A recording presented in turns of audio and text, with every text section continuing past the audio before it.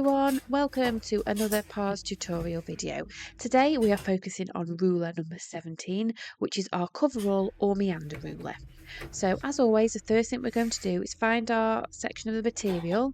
Always start with the foot down and the needle down, and then we are going to follow this lovely curved channel from one end all the way to the other, and we are going to emphasize each curve in there, and the design of the ruler and the foot that sits perfectly in the channel will help guide you to do this.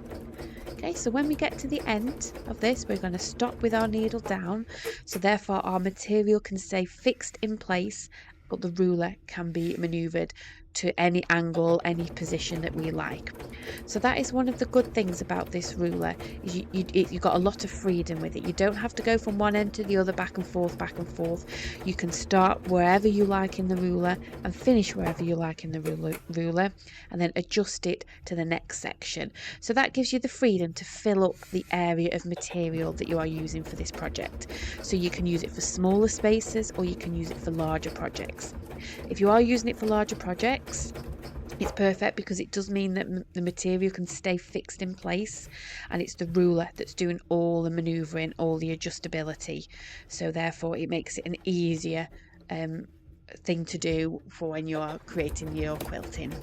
Okay, so again, I've just done the exact same thing, started with the needle down, and then I'm using the channel plus the ruler together to guide me.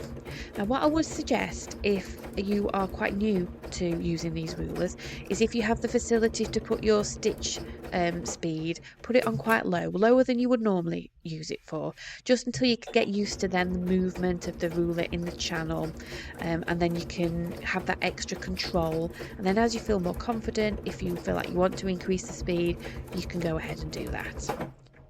Okay, so as you can see, each time I'm starting at a different place in the ruler and finishing at a different place, so it fits exactly what I want. So it does mean that every time you do use the ruler, the pattern will be slightly different. It will be unique to you, what you've chosen, unique to that project, depending on the size of it. Okay, so again, just manoeuvring the ruler around, and you can see there that I am putting a light touch on the ruler, and then I've also got my slip mat underneath, so I've got that gliding that I'm after so I'm not putting too much pressure on my arms or my wrists or my shoulders. It's just nice and comfortable. Okay, and you can see there how you can alter where your hand position is depending on which section of the ruler that you are using. And also, if you feel like if you're not using the full channel, you can always put your finger in the channel in the section that you're not using, just to give you that extra bit of control if you feel that you need it. You will see me doing that. In fact, I'm doing it just now, just to give me that extra bit of control. That will benefit some people. Some people might prefer their hands to be on the outside of the ruler. Again, just personal preference, whatever you find comfortable.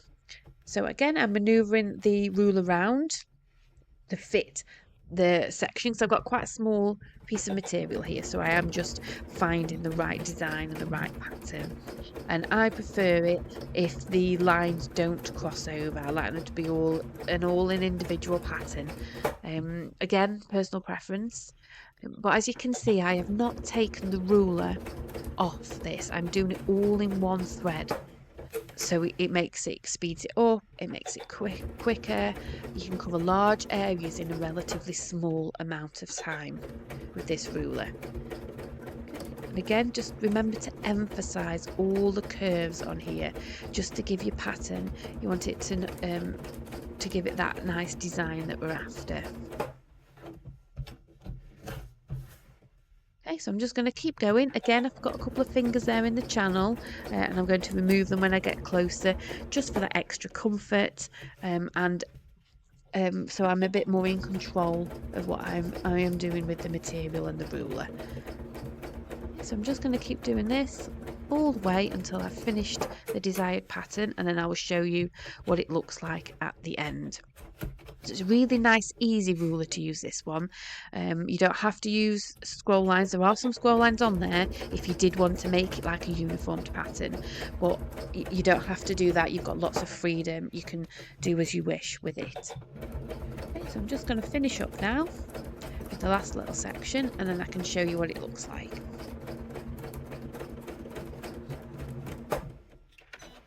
Okay, so that has only taken me a few minutes to cover all that of material. Nice and easy. That's ruler 17, Coverall. Enjoy.